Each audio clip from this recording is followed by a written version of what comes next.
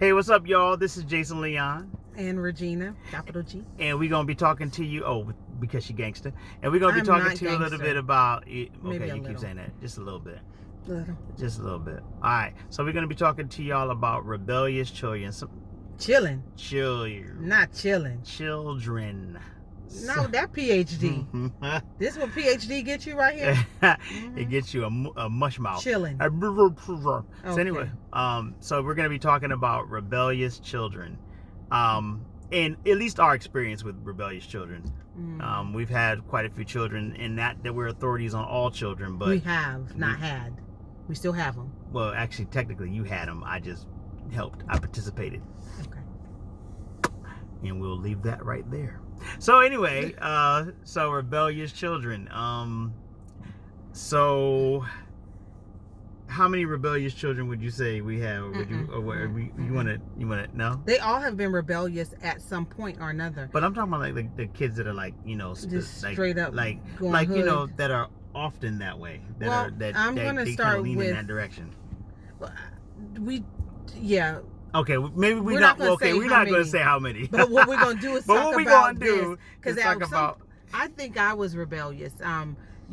So it started with me. And then what happens is payback is a mother.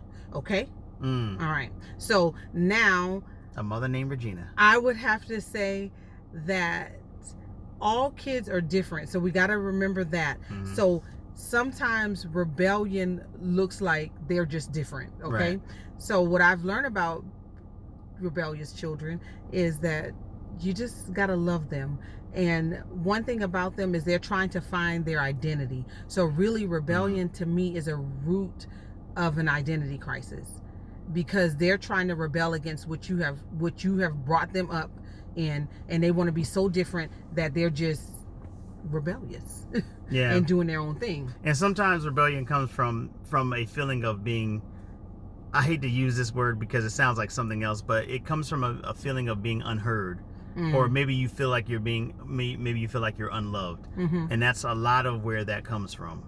So a lot of rebellious kids, in my experience, are middle children, because they're stuck in the middle, and they're gonna show you, and they really do show you, and sometimes they break your heart. But one thing I do know about rebellious children, having a couple, gosh, you have to learn how to leave them at the altar, and much prayer, and once you can master leaving them at the altar, like how Abraham left, he was just going to sacrifice Isaac because God told him. He left them there. There's always some type of ram in the bush. Something brings them back, and oftentimes it's not you. So like if you are a parent like me, I have kind of like a control issue. Like I told you, I'm trying to help you. I'm trying to show you so that you don't have to go through what I went through. You gotta let them go through it. Sometimes heartache is the best thing for them. Yeah, you can't be a helicopter parent. I mean, there's some things that you just have to let them. There's an old saying that some kids don't believe sugar sweet till they taste it, or they don't believe the fire is hot until it gets burnt. Till they get burnt. Sorry about that. So that's pretty bad. You just messed up the whole recording. Nah, we're gonna keep going with it. Okay. So but they don't believe sugar sweet till they taste it. So you kind of gotta let them. Oops!